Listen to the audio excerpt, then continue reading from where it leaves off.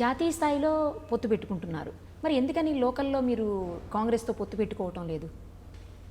కాంగ్రెస్తో పొత్తు పెట్టుకోవటం లేదని ఏం కాదు.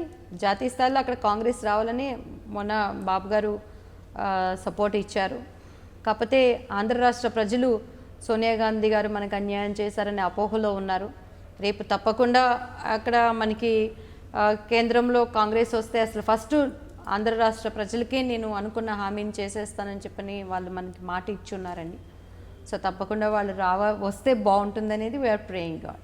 వైసీపీ ప్రచారకర్త వ్యూహకర్త అయినటువంటి ప్రశాంత్ కిషోర్ అన్ని నియోజకవర్గాల్లో సామాజిక వర్గాల ప్రకారం చాలా జాగ్రత్తగా అన్ని లెక్కలు వేసుకుంటూ బేరీజు వేసుకుంటూ ఆయన అక్కడ వ్యూహాలు పన్నారు అని అంటున్నారు. మరి వాటన్నిటిని మీరు ఎలా ఎదుర్కోబోతున్నారు? పన్ననివ్వండి, వాళ్ళు ఎన్ని పన్నినా న్యాయం అనేది ఒకటి ఉంది కదండి. ఈరోజు వివేకానంద రెడ్డి గారి హత్య కూడా ఆయన ప్లాన్లో ఒక భాగం అని మేము అనుకుంటున్నాం.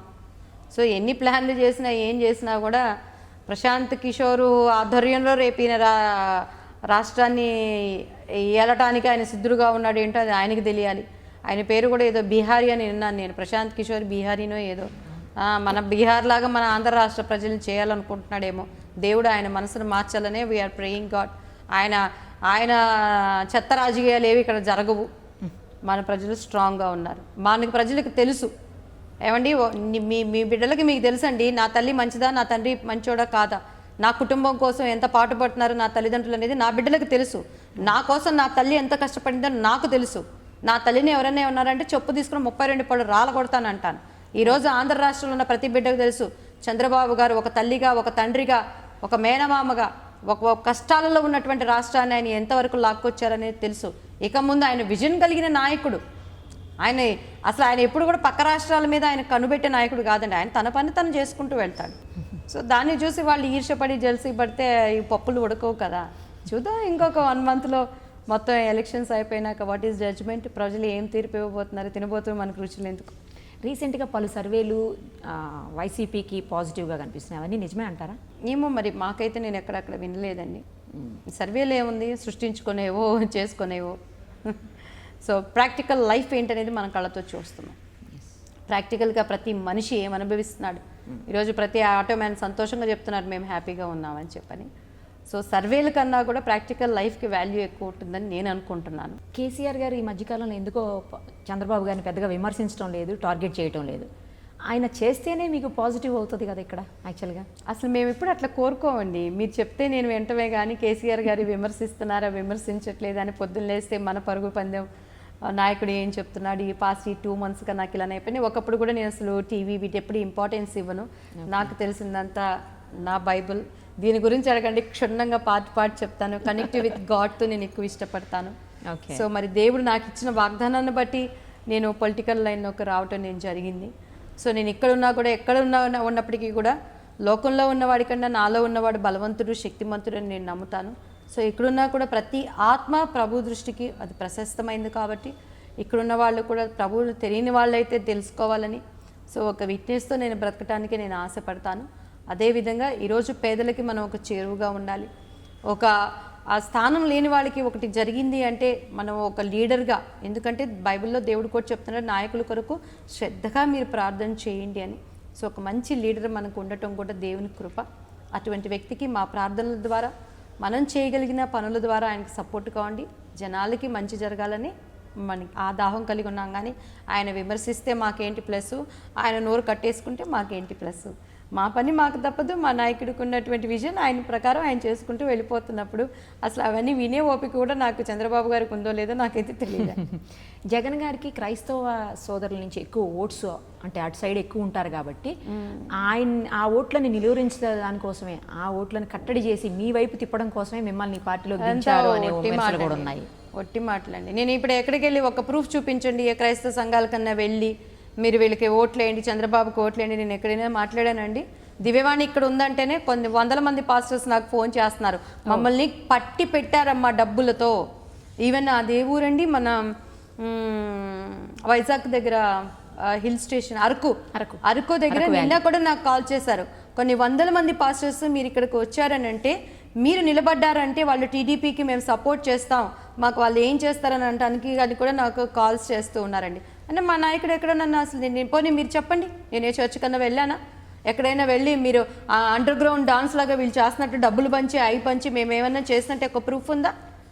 ఎక్కడ ఆయన నన్ను నార్మల్ పీపుల్తో ఒకరిగా నన్ను ట్రీట్ చేస్తున్నాను. కానీ ఎంతోమంది మీ మీడియాలో అన్నారు, ఎమ్మెల్యేలు ఇస్తున్నారా, మీకు ఎమ్మెల్సీస్ ఇస్తున్నారా, మీరు ఎక్కడి నుంచి పోటీ చేస్తున్నారా అని చెప్పని. అయ్యా, నేను పదవులు ఆశించి నేను రాలేదు, పని నేర్చుకోవడానికి వచ్చాను. పని నేర్చుకున్నప్పుడు పదవులు నా వెనకాల వస్తాయి. వాటికి అసలు పనిచేసేవాడికి పదవులతో అవసరం ఏంటండి?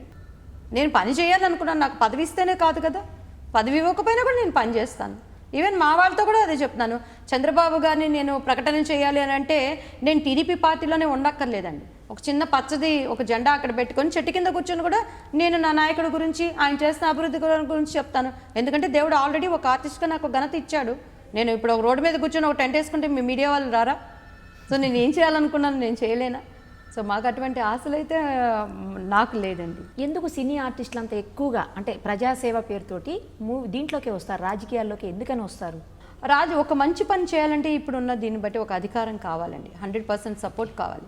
ఈరోజు ఎంతోమంది ముస్లిమ్స్కి అన్యాయం జరుగుతుంది, గవర్నమెంట్ తీరంగా వాళ్ళకి న్యాయం ఎక్కడ జరుగుతుందండి? అనేక మంది హిందూస్కి, ఎంతోమంది స్త్రీలు బలైపోతున్నారు. సో ఒక అధికారము మంచి నాయకుడు ఉన్నప్పుడు, మనం వాళ్ళ పక్షాన ఉన్నప్పుడు ఆ పనిని వాళ్ళకి న్యాయం చేయడానికి పని సులభం అయిపోతుంది. ఓకే. అలానే మరి క్రైస్తవులలో కూడా ఈరోజు గవర్నమెంట్ రూల్ ప్రకారం ఈ సువార్తను ప్రకటించడానికి వీ హ్యావ్ రైట్స్. కానీ ఎంతమంది పాస్టర్స్ని చంపేస్తున్నారు, ఎంతమంది పాస్టర్స్ని మరి వాళ్ళ చర్చెస్ అని పడగొడుతున్నారు. సో వాళ్ళ పక్షాన్ని నిలబడటానికి ఎవరు కూడాను, ఎవరి స్వార్థం వాళ్ళు చూసుకుంటూ వెళ్ళిపోతున్నారు. సో ఒక మంచి పనికి ఒక చెయ్యి తోడు అనేది ఒక ఆలోచనతోనే ఈ నిర్ణయం తీసుకోవటం. కానీ డబ్బులు సంపాదించుకోవాలంటే సినిమా ఇండస్ట్రీ కన్నా ఇంకేమైనా ఉన్నదా అండి? ఈరోజు యేసుక్రీస్తు వారి పేరు పెట్టుకుని ఎంతమంది ఎన్ని వ్యాపారాలు చేస్తున్నారు. ఎంత కేరా ప్లాట్ఫామ్గా ఉన్న వాళ్ళందరూ కోట్లకి మా సంఘాలు అని చెప్పని భూ కబ్జాలు అయిపోతున్నారు. అదైతే 100% కరెక్ట్ అండి.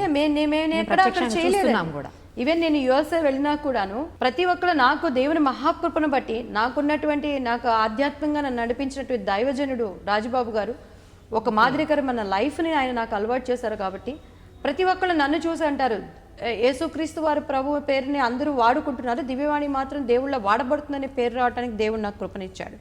సో నేను నా మరణం వరకు కూడా నమ్మకంగా ఆ గురిని కడిగి వెళ్ళటానికే నేను ఆశపడుతున్నాను. ఢిల్లీలో అంతలా గర్జించారు, ఢిల్లీ పీఠం అంతా కదిలిపోయింది. అసలు ఆ రోజు మీరు మాట్లాడిన దానికి అంత ఉద్రేకము ఆవేశము ఎందుకని వచ్చింది మీకు? అసలు అది ఉద్రేకం కాదండి, బాధ.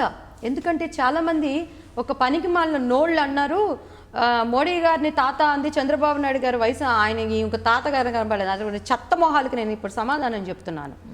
మోడీ గారిని నేను మర్యాదపూర్వకంగా అన్నాను, తాతల ఆస్తి మనకు తన్నుకుంటూ వస్తుందనే ఒక నానుడు ఉంది. ఓకే అయ్యా, మా హక్కులు మాకు ఇవ్వు అన్నాను. ఈరోజు సోషల్ మీడియాలో అనేక మంది మోడీ గారిని బూతులు తిడుతున్నారు. సో ఆ ఉద్దేశంతో నేను మాట్లాడాను.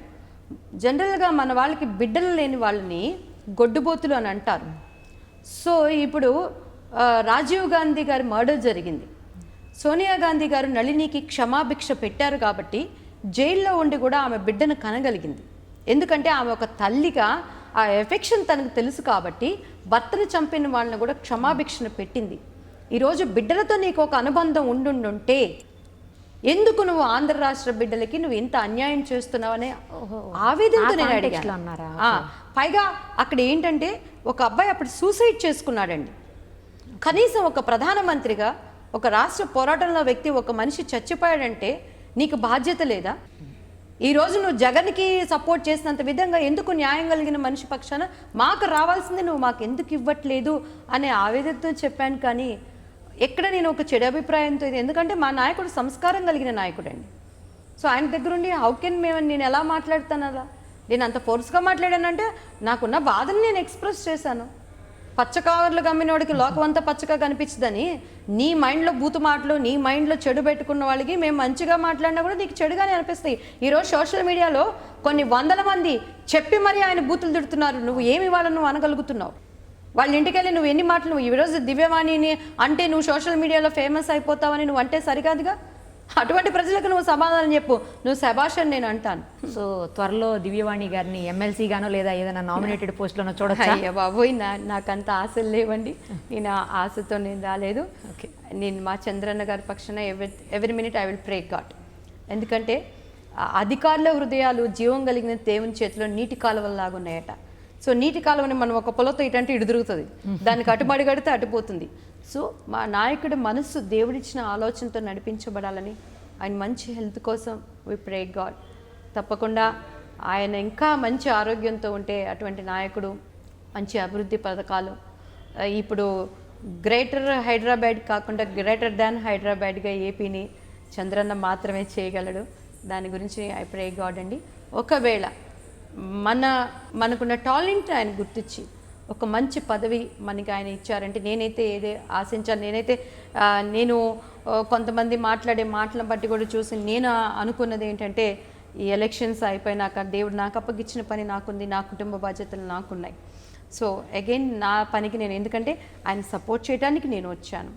వాళ్ళు మనల్ని ప్రేమించి మనల్ని అర్థం చేసుకొని, నేను ఎక్కడ కూడా ఎవరి దగ్గరికి వెళ్ళి దేహి అని అడగటం కానీ, ఎందుకంటే అది నా బైబిల్కి విరుద్ధం. ఓకే, ప్రభువుని నమ్ముకున్న వాళ్ళకి సమస్తము సమకూడి జరుగుతుంది.